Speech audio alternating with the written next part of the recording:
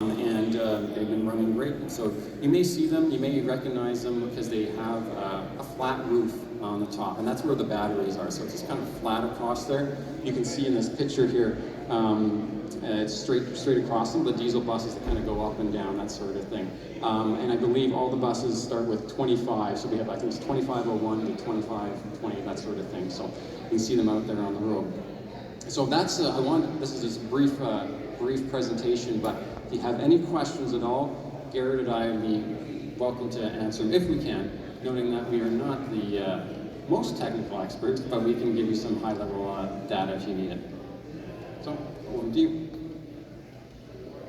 Yeah, go ahead. You mentioned in your business plan that you're expecting an 8-year term for the existing battery pack. Yeah. Is that something that's imposed by the manufacturer, that you are forced to do it, or can you run past that 8-year if the batteries are still operating with minimal degradation and so on? Yeah, no, good question about the 8 years on the batteries. So yeah, it's not something that we're mandated, but it's something that we've been told to expect, that around that 8-year mark that they may need replacement. We'll evaluate that at the time though, and obviously use them as best we can before we make that change.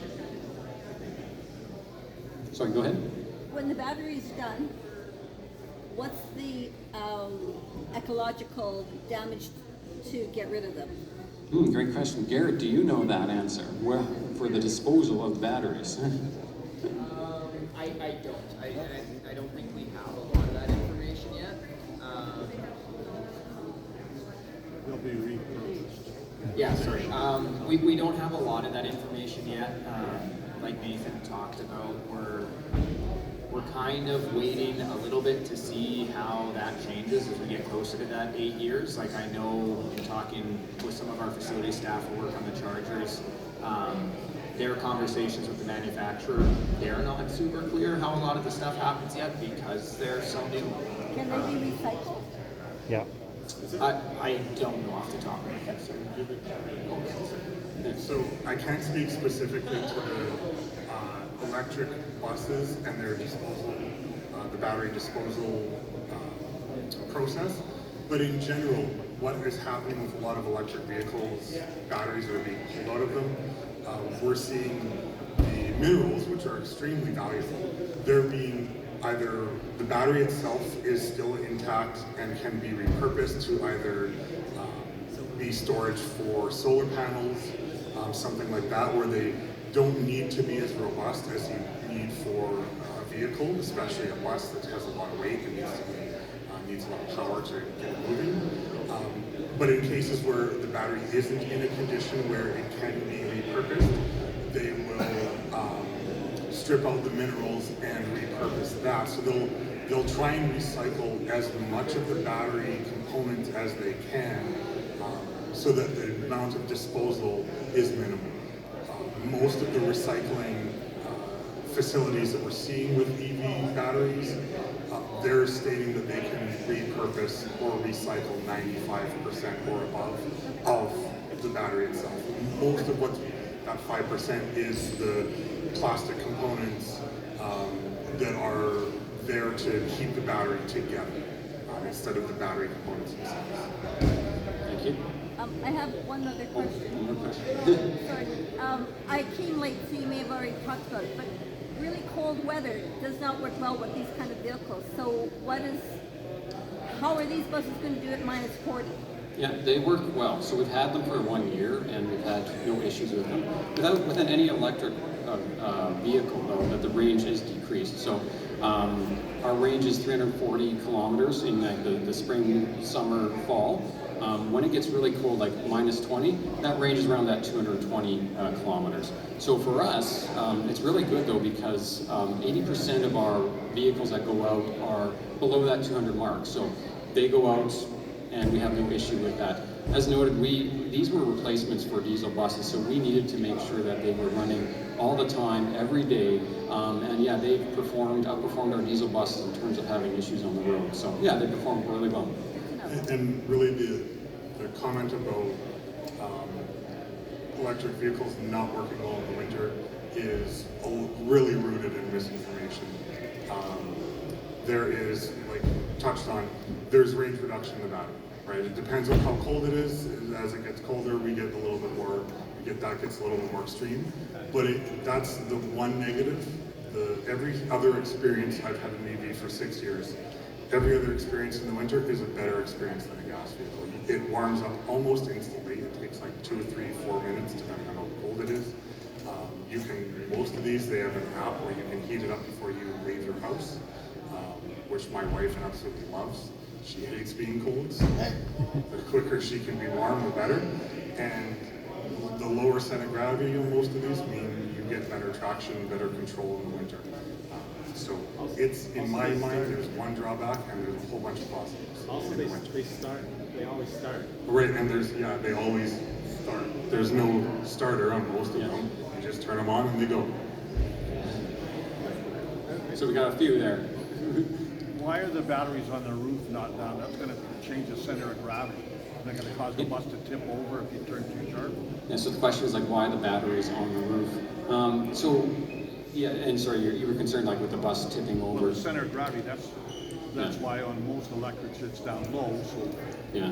you don't have to worry about that. So for buses, I can speak for buses at least. So some charging for buses is done out on the road, like not here in Regina, but able to drive up a pantograph charger, comes down and charges at the roof. Yeah, so we can charge there and ready to go. We have some of those installed in our garage, but in terms of on the roof, I think it's just a design. Is it charged? Unless you have any. Yeah, no, I'm not overly familiar Yeah. with the design. You- I'm sure it's up there for a reason, the Yeah. charger being one of them. Yeah, and that's the primary reason that I've heard is that because they can charge out on the road for the pantograph coming down. That's the main reason for it. In terms of like how it feels and having them at the top being top heavy, our operators notice they handle a bit different, but it's not too drastic of a difference from what our diesel buses are Nobody's today. laid one over yet. It's for, haven't seen. the reason it's for low floor accessibility. And then one more question, what's the cost of burning the diesel for the heaters? How much is that adding extra? Yeah, Is it so kind it of- was included in the cost where we broke down where we had the 45,000 savings per bus. I don't have the exact cost for the heaters themselves, unless you have it. Yeah, just the diesel heater on the electric bus itself.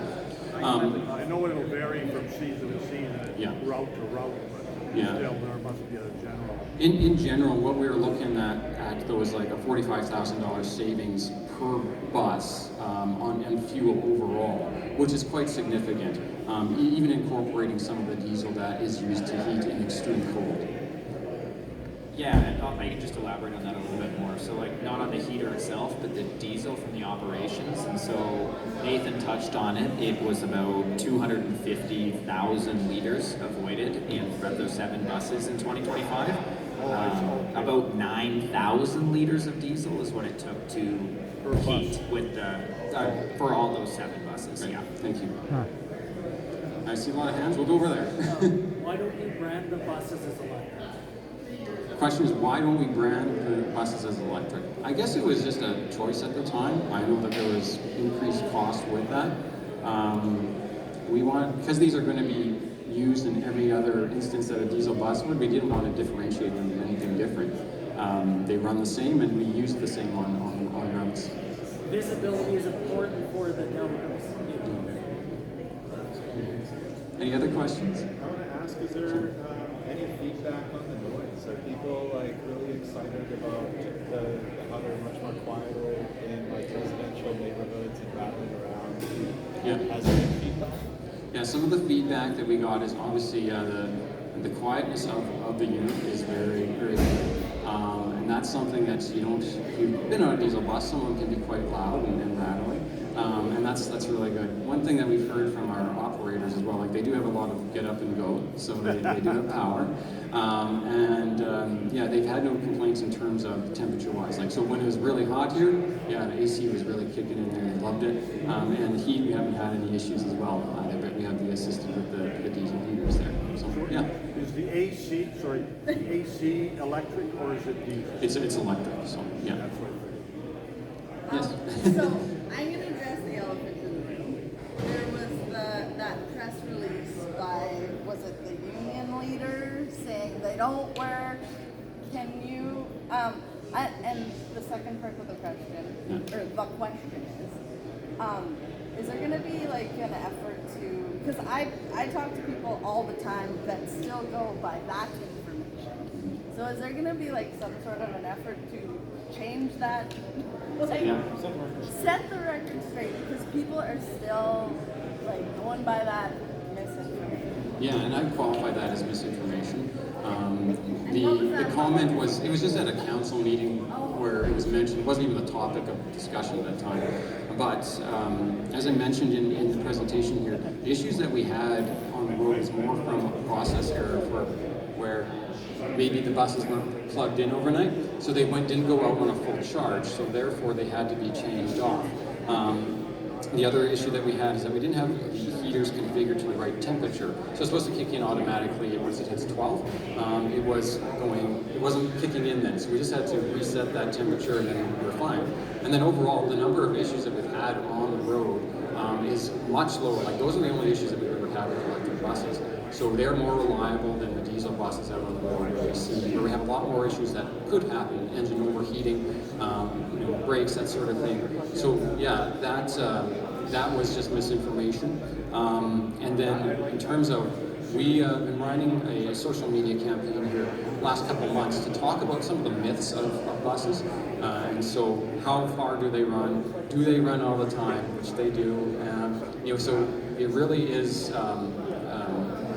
interesting where someone may grab a hold of something that they heard without checking some of the facts before running with the story. So yeah, we wish that if there was media coverage, and we've had some mainstream media contact us and we've given them the correct information, that some of that information is checked before publishing. So, It has to go viral. I guess. yeah, so this is a comment here, yeah, the equivalent of not someone filling up their gas tank before they go out on a trip. This is the same here, so yeah, so that's a process that we've improved on. So we do install the infrastructure to have more on hand, but City Council has decided it's time to go to hybrid. But we are exploring and hoping to see any funding that comes from federal government to help assist us buy more when we can. So hybrid is cheaper, still has some savings in emissions and fuel, but we would like to see more battery electric buses, especially with the funding. But right now, because they are expensive and they are so in demand, the cost remains high. So yeah. What percentage of our fleet is? So we have 20 out of 123. Do the quick math, is that percentage. So yeah, the last 2 rounds of buses that we've ordered were electric. So our next ones that we purchase in 2027 will be hybrids. I think we have 5 of those coming. And our replacement, it all depends on when the replacement comes up for a bus. So typically they last 17 to 18 years. So we have a replacement plan going on there. And so that's just what's happening in the next year with replacements. Yeah.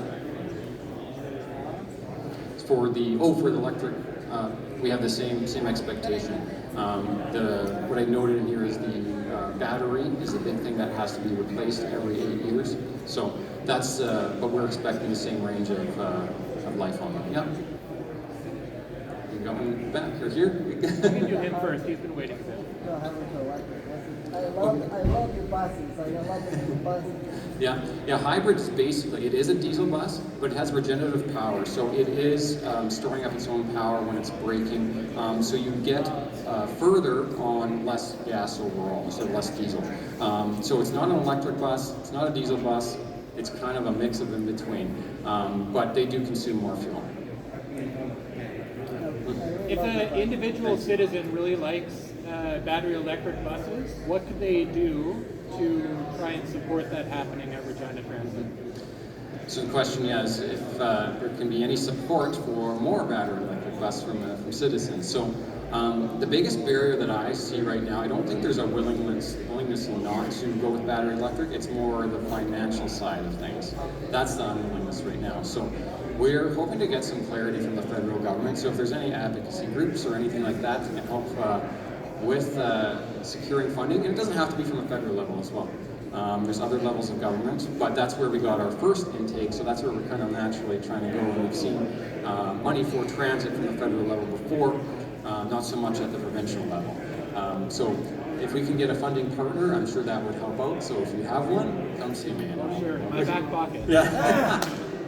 Thanks. As far as the drivers, you have specific drivers that drive the electric all the time, or is it just a flow through whoever's?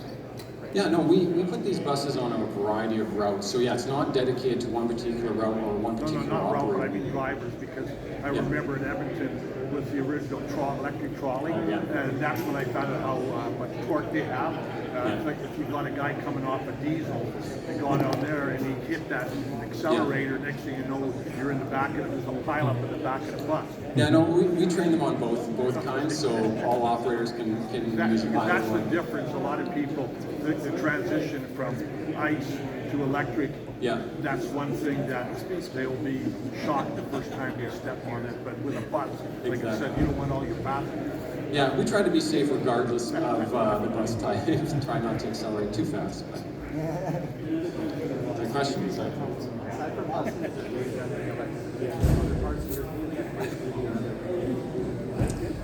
yes, I know we do. I'm probably not the best to speak to that. But Garrett, do you have any information on other fleet projects?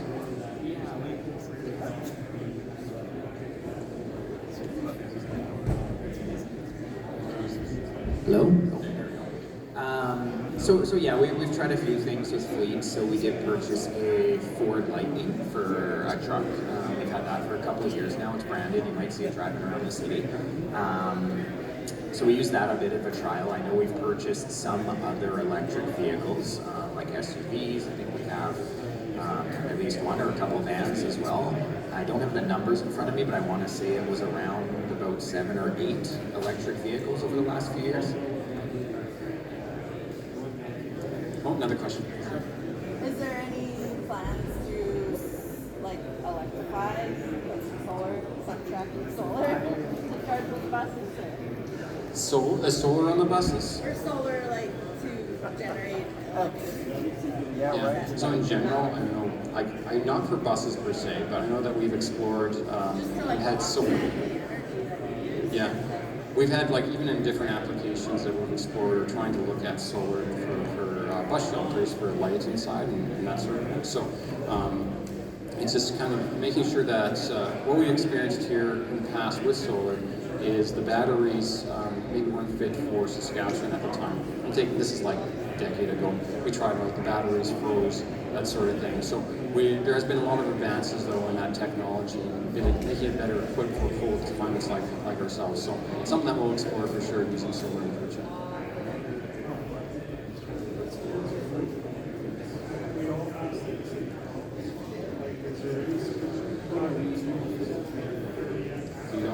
Would you know the demand fees solution? I mean, that's probably a bit of a loaded question, but I know how a lot of that gets managed is through off-peak demand charging, right? Which our buses are doing overnight right now. I meet regularly with SAS Power to talk about some of these things. They currently don't have, like in off-peak hours, charging program or different rates. I know we've talked about it and they're looking into it, but that's about all we have at this point. The only other thought is, it was kind of mentioned in the presentation, but we do charge those buses, like we have a software program for how it charges the buses, so we try to charge less of them at the same time to minimize those demand rates as well.